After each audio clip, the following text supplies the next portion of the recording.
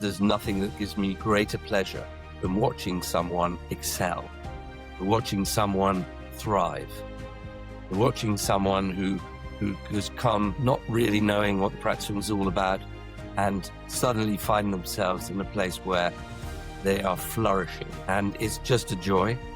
And to watch the communities that are in the rooms begin to thrive themselves and how that all comes together so that the joy of being a center part of that community and facilitating it, and its sort of love emanates out. So this is the Stronger Business Together podcast, where business owners learn from each other. No theory, no gurus, just real journeys and overcoming real hurdles. Today, I'm joined by Angus Landman, who runs the practice rooms. And like any business owner, he's in that middle of building things, fixing things, and building something that really matters to him. So Angus, welcome. Thank you. Lovely to be here. Brilliant. So Act 1, your business. So in plain English, what does your business do? In plain English, we run therapy centers with rooms for therapists. Therapists arrive and they have spaces to work in different tranches of time. It's incredibly convenient for them. I'm coming from a psychotherapeutic background, so I'm a psychotherapist myself, and I'm also a property. Prior to that, I was in the property business, so I understand the commercial property world.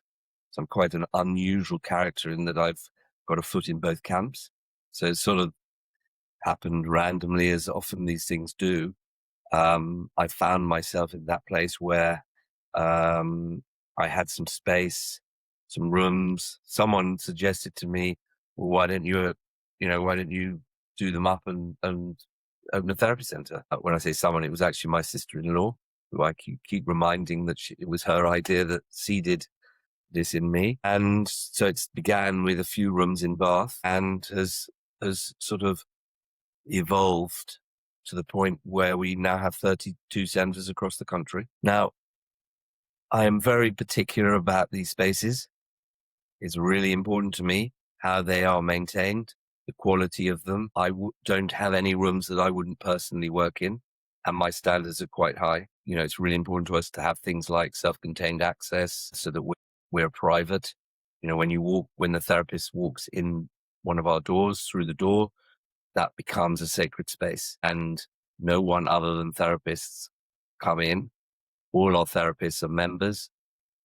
We know them all. They've met our practice managers. They are appropriately qualified and indemnified. And we are also, what's also important to us is building a community. We now have sort of 1,800, approaching 2,000 therapists working out of the rooms. So it's a big community. And we believe collectively that we're stronger together. That it's important that we look after each other and that we look after ourselves as a community. Personally, I felt it was someone needed to step up to kind of do that, and say this work is too important to be done in grotty little rooms with no windows or no soundproofing, or where people don't understand the practice. We need to be surrounded by professional colleagues, and that's the community that emerges.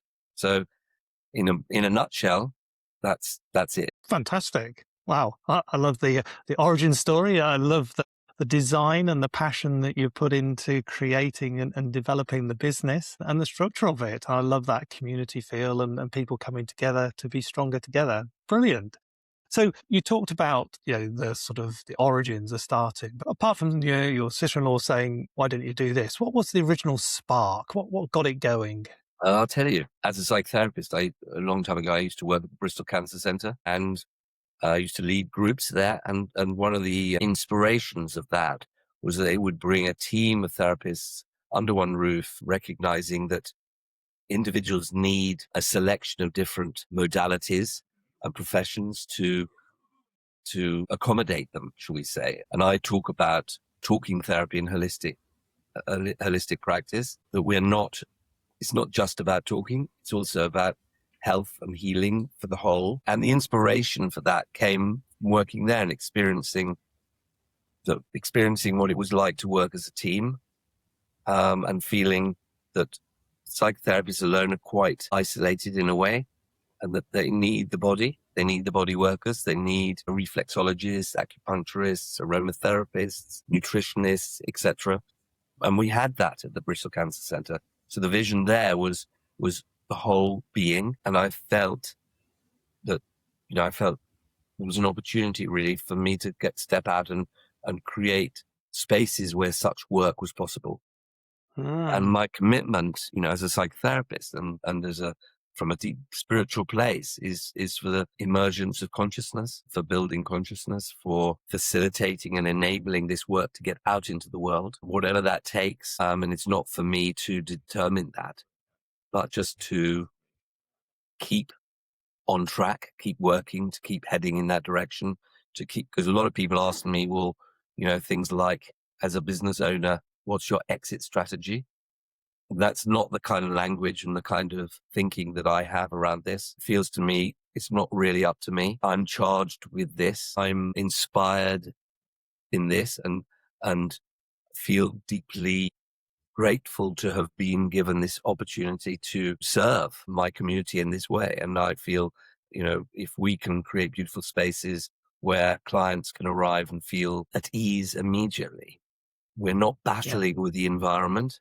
It's quite enough to deal with the psychological, physical healing processes without having also to bear horrible lighting, nasty environments, straight lines. And what you'll see when you come around the rooms is you'll see lots of lovely old furniture, lots of things that have got a bit of chips in them, because none of us are whole.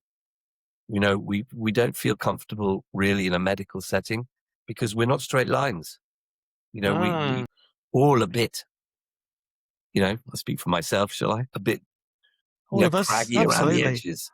Absolutely. Yes, yes. It was interesting.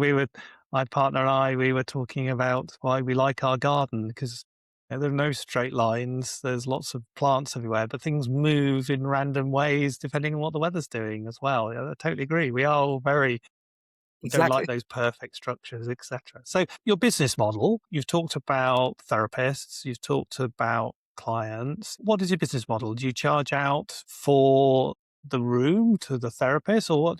How do you Yes. I mean, generate the revenue? essentially, yes. I mean, I'll rent buildings, and then, kind of create rooms which are either there or we build them. And then we have a booking system. Therapists have access to the booking system, and they rent by the hour. They can rent in different, really very flexible arrangement where they can take just one-off ad hoc hours, or they can rent slots of hours, which are sort of blocks put together same time every week. We've got, color coding to the rooms so people don't get confused by which room they booked. Um, it's a simple model, but it works.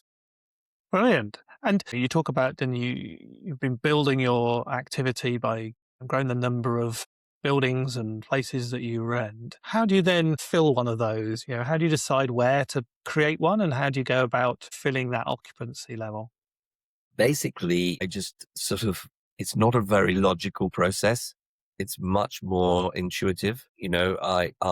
What I recognize is if I set my sights on one location, it could be years before that location comes up.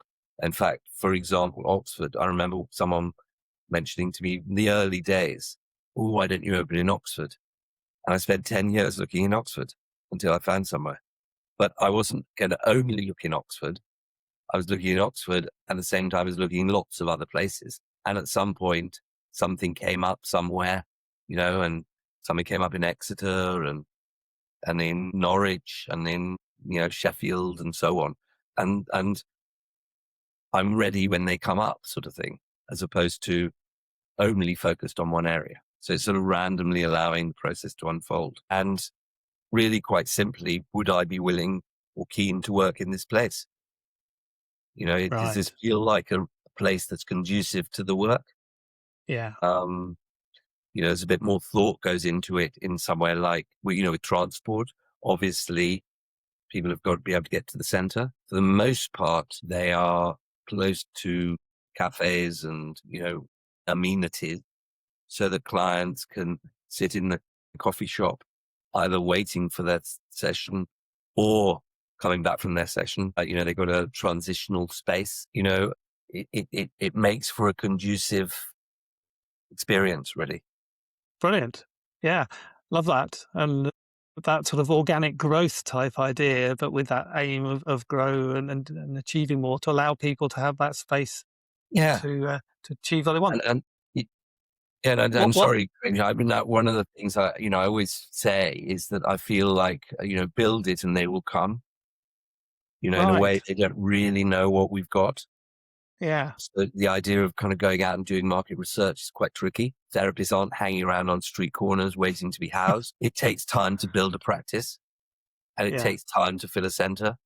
And in a way, we want to slow time down. This is not about rushing and knocking stuff out. It's about quality and depth, and Brilliant. those the as essence of the business.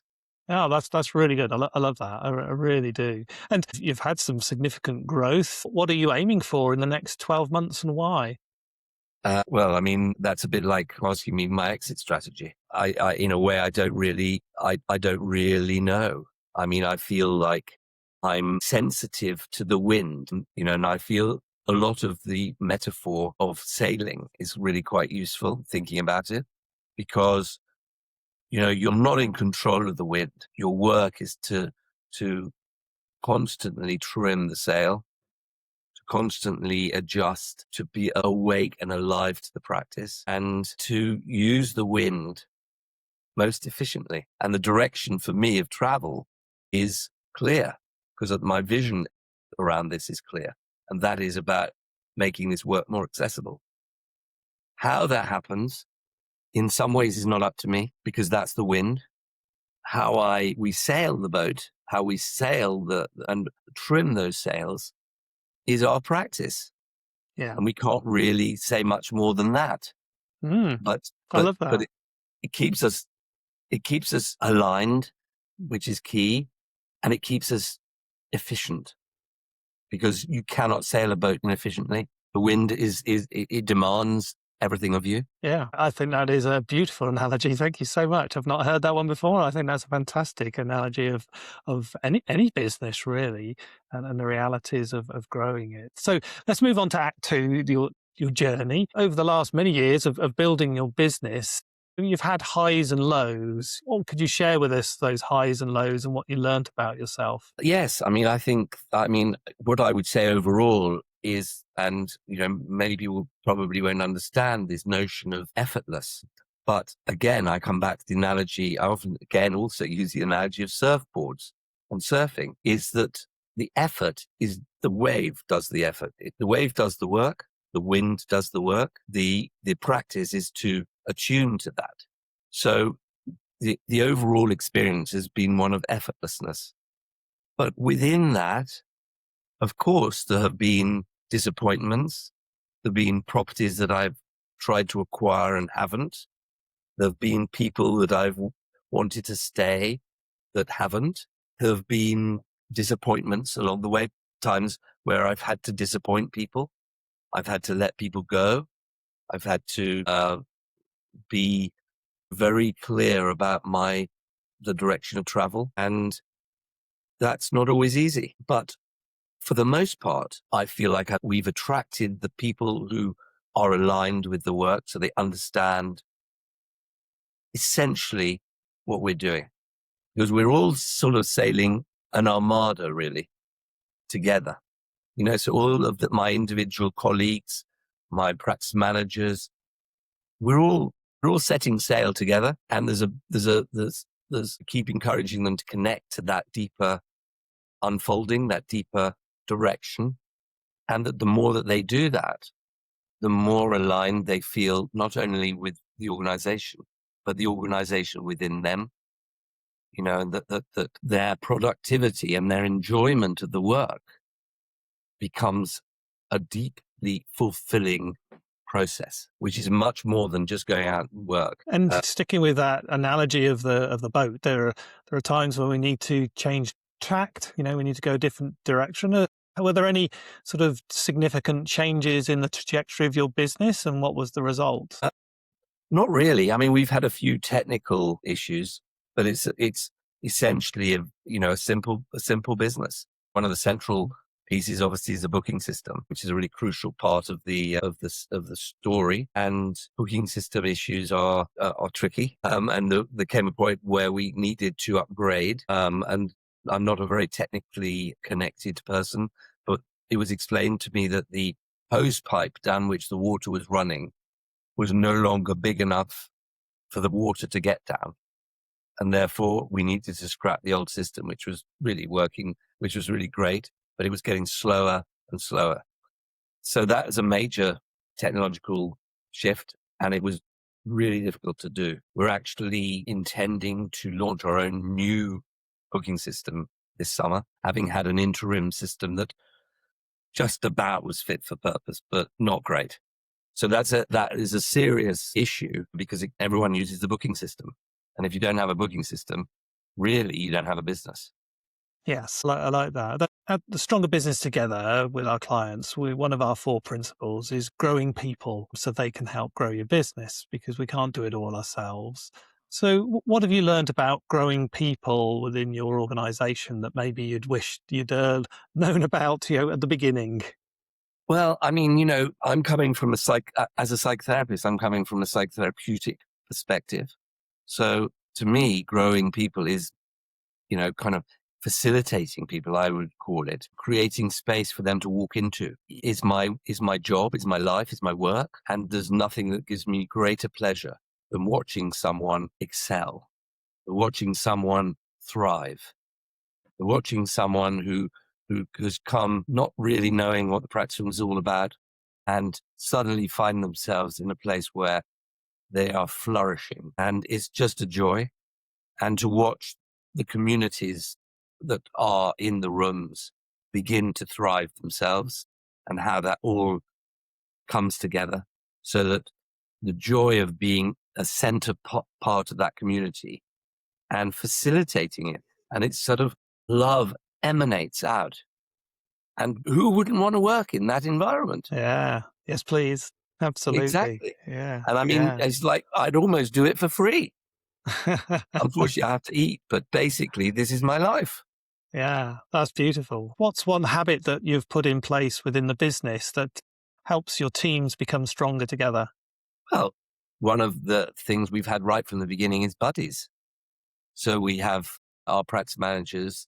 I think everyone actually in the business has a buddy, and they support each other individually as they journey on. And the feedback over the years has been great. We fund a couple of hours a month for them to have chats together, to connect, to talk about what the issues are, to work together. We also meet in different ways. We try and create environments where we recognize that this can be quite isolating for the practice managers. Because, say, for example, we might have a centre in Leeds and one in Norwich. I mean, they're quite disparate.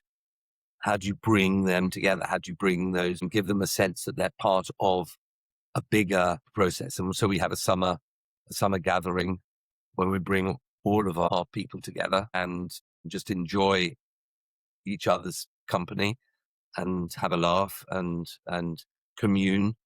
And it's all done within a framework of the vision, set within the framework of every one of our meetings begins with taking a moment to drop down and connect.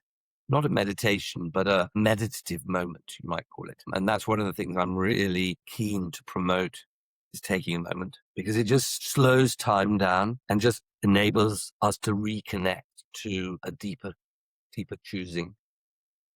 Am I really choosing this, or am I being chosen by it? To what degree am I an agent and in my agency, and to what degree am I just doing things because I should? Wow, love that. I'll take a moment. I've written that down. I think that's a beautiful thing and something I'm going to take away and think about within the structure of my partner and I when we work together. So, you know, there are things that sort of suck energies out of the business. What's maybe one thing that you've removed from your business to give you energy back? I can't actually really think of anything that, that sucks energy. I mean, I know this is going to sound sort of quite sort of therapeutically sort of wordy, but I mean, to me, truth always brings energy back into the space.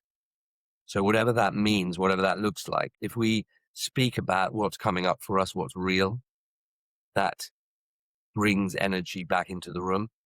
What takes energy out is trying to be something that is not true, trying to hide something, trying to be someone I'm not, effectively making a lot of effort. And Mm. burnout arises from that place. I'm always challenging around what is burnout about?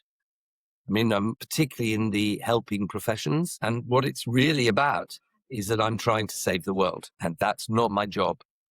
And what it's like a resistor in a light bulb. The resistor gets really hot and in the end it burns out. And that's why, because you're resisting the flow. You're trying to fight the wind.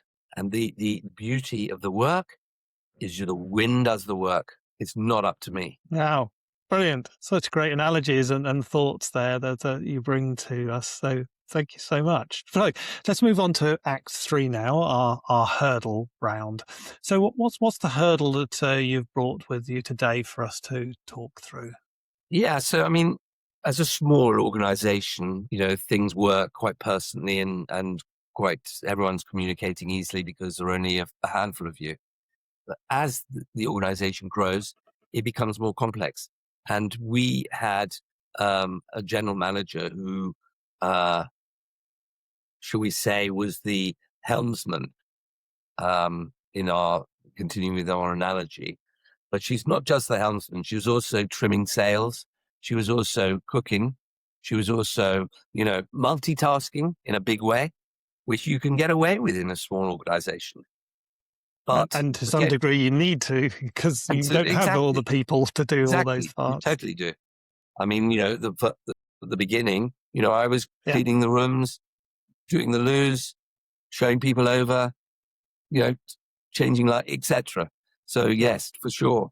But as that emerges, there come tipping points, and this particular tipping point was that Sarah was her name, went off on maternity leave at exactly the point where we were really sort of there was a tension in terms of what she was holding.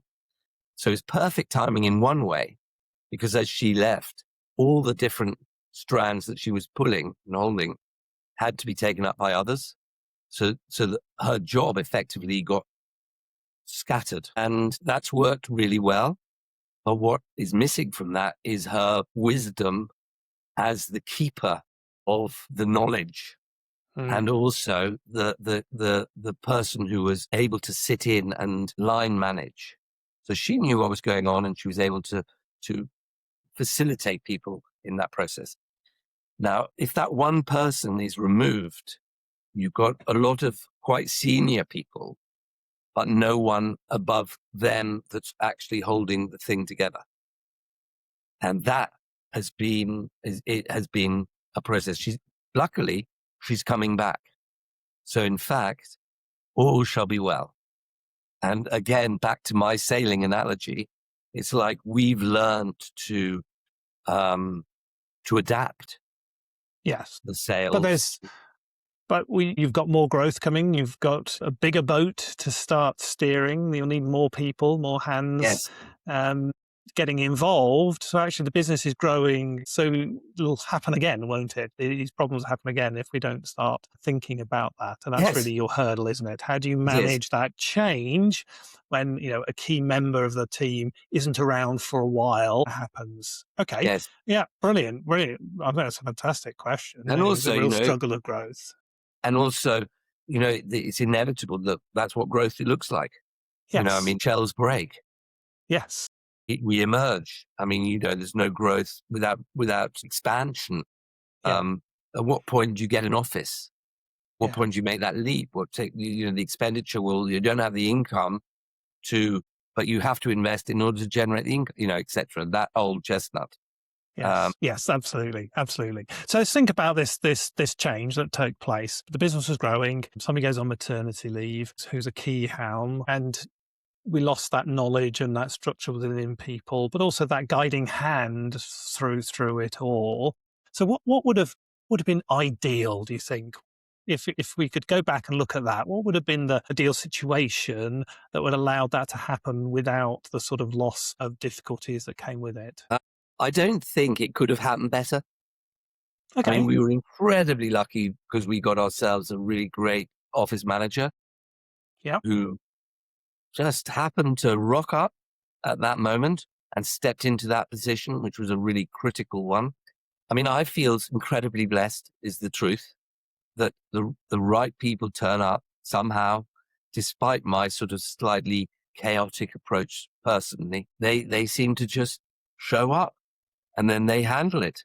And it's been, I'm not saying that it's without trimmings in the sail, but undoubtedly there are moments when you have to act quickly. But I really struggle to think how we could have done it differently and better. So what you talked about there is actually the key to managing that change is people within the team that can manage situations that are different. Yes, they've got that strength of character, they've got the strength of organization to step up and to solve the individual problems that will then come because of that situation. So a lot of us as business owners, we probably don't create an organization like you have that actually has within it a whole set of people that can solve problems. Because the reality is, when she went, there were a lot of things that needed to get done.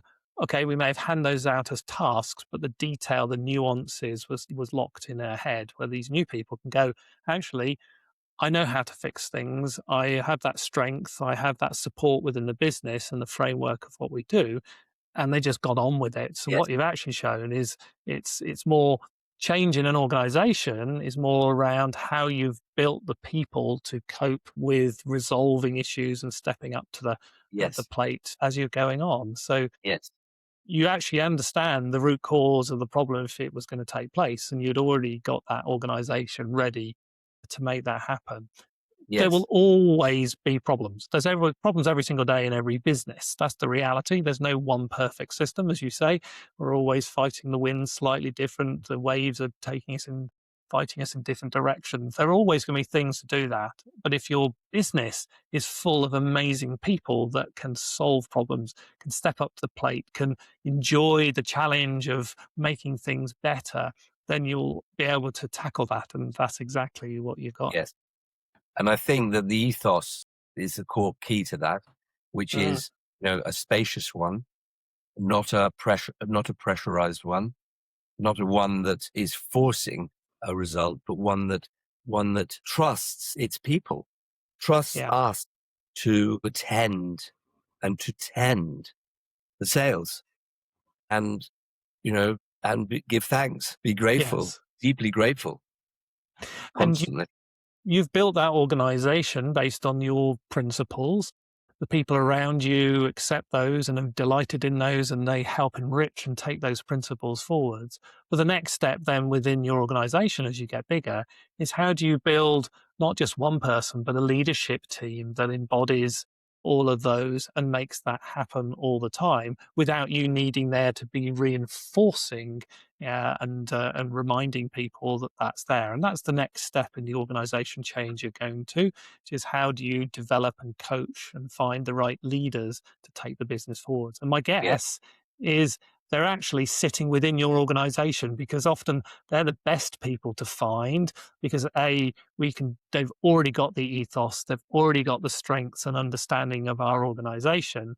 What we need to do is challenge them to become the next leaders in the business and help grow and develop them to fit in those roles, because actually they will be better at it than if you bring external managers, inverted commas, or organization, because they don't understand you in the same way as exactly, a business. exactly. So I mean, yeah, it's a culture, and what you also know is that if we've got an organization, which we have, that is slightly countercultural, that the culture externally will be constantly trying to undermine it, Yeah. constantly trying to draw it into its norms, constantly trying to force it to develop, you know, known strategies. It's scary. It's scary to Yes. have an organization that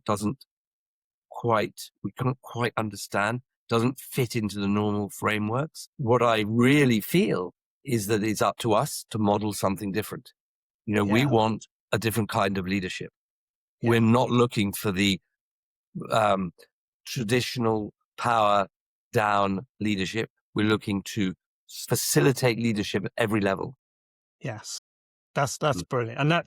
And that's a real cultural change that you've created that's different to a lot of organizations. And that's really focusing on the people and growing, developing people, the skills, they fit in the organization. Those that don't, you've said you had to let some people go, but finding those people. So the next challenge to yourself would be sitting down with the person when she comes back and saying, okay, together, how do we build the next level of leaders within the business to take the business forwards? So we don't do it. We're there as then the levels of mentors and guides to those new leadership team to take the business forwards. They take it forwards. We just guide and mentor them. So yeah, a Yes, really exciting future. yes. And we always get, the vision and the journey is one of getting people to write their own intentional intentions, set their own field, and then, have an accountability practice that enables them to reflect on how has that gone? What are the issues that have got in the way of that? Yeah. And it's a really interesting line between, because we're not talking a woke system Nope. where Nope. we're, taking care of everyone and ridiculous in, frankly, quite Nope. ridiculous ways. Yep. We are Agreed. enabling them to empower themselves. Yep. This is not about Absolutely. victim support. It's about empowerment. Yes, and it is that growth through challenge by helping people step up, to achieve more, do more. And that's how we grow and develop. That's what Yes. human beings are about. And Yes. so many businesses forget that, squash that, lose that. You've embodied that, and you've got that in your organization, and that's why Yes. I can see you got through that difficult time. But also, I can see how you can then use that as the next stage for your growth and development. So fantastic! Thank you so much for that sharing the conversation. So let's go into our wrap up and close now. What's one thing maybe you heard yourself say today that maybe surprised you? I don't think anything, to be honest, Granger. I mean, I think about this stuff a lot, so it's not like it's new to me. It's so core. It's so central to everything I stand for that that is me. I think that sounds silly about that, but it's so essentially important that No, I it's don't not silly. I'm not separate to it. It is really what the essence of leadership is really about. I think you've found that and you're using that, and that's what it is. So thank you. Finally, Angus, how can people get hold of you and follow you more on your journey? Well, I mean, they need to follow the practice rooms. I mean, I I'm also a poet. In fact, I wanted to read you, and will read you if I may, this poem, which is our vision statement as well. Oh, Um, please do. and it's this, which you might be able to see on the screen. But sometimes the sort of business leadership and the poet come together, and I really profoundly love that. So this is how the poem goes, and it's called "For the Sake of Peace," and it's a vision statement by my poet name is Ayaz Angus Landman, because that's actually a Sufi name. It goes like this: so not just a room to rent, we are a community, and not just any old community, but one convened by values, not values as lip service to a pseudo promise, but values grounded in an arduous practice, refusing to be dimmed or diminished by the daily assault of our personal shame. Rather, the realization of a minute, an hour, a life committed to love, for the sake of peace. Fantastic. Thank you. So that was absolutely beautiful. What a fantastic share at the end there. That was awesome. So thank you so much for being open and honest. And I know our listeners will get so much out of this conversation today. It's been fantastic. Thank you. Thank you. Thank you. Thank you for spending your time with us today. We're on a mission to make business owners stronger together. If this conversation has helped you, please comment, like, and share, and follow us on whatever platform you're using. About 60% of our audience hasn't done that yet, and these small actions will help us reach more business owners just like you. If you want to join the conversation as a guest, or if you have a hurdle question for us to tackle, do reach out to us at info@strongerbusinesstogether.com. Now, go make this week successful, and we'll see you next time. Cheers!